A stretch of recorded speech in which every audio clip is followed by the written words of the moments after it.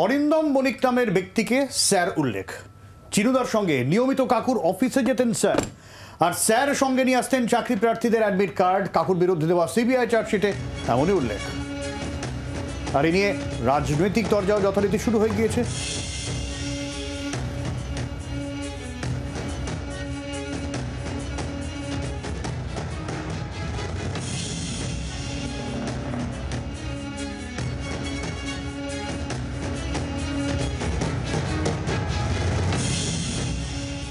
জল্পনা বলে কিছু নেই, মানুষ জানে স্যারকে।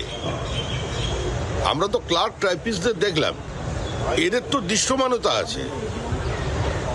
শিক্ষামন্ত্রী জেলে গেছেন, এখন প্রধান শিক্ষক বা শিক্ষিকা যেই হোক না কেন তারাও জেলে যাক, তারাও ধরা পড়ুক। মানুষ তো এটাই চাইছে। কতদিন আর আপনি group D staff, clerk, type, stenographer এদের নিয়ে চর্চা চালিয়ে যাবেন? এবার মানুষ শেষ দেখতে চাইছে। খুব সুন্দর গল্প হিসেবে সুন্দর লাগছে। ফেলুদার গল্পে থাকলে এটা সুপার হিট হতো। রহস্য রোমাঞ্চ সিরিজ এসব তো লিখেছে সিবিআই। 4 দিন ধরে সিবিআই বলছে প্রমাণ করতে পারছে না কেন। কোর্টে গিয়ে প্রমাণ করে কে স্যার, কি হয়েছে, শাস্তি দিক না। গল্প হিসেবে তো খুব সুন্দর, কিন্তু এতদিন হয়ে গেল, অনেক গল্প তো আমরা শুনেছি।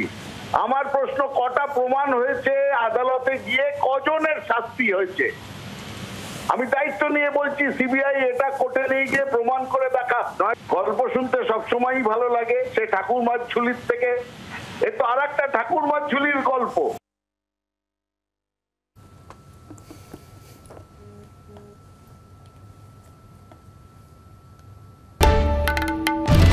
বাংলার আওয়াজ, বাঙালির আবেগ, জি 24 ঘন্টা।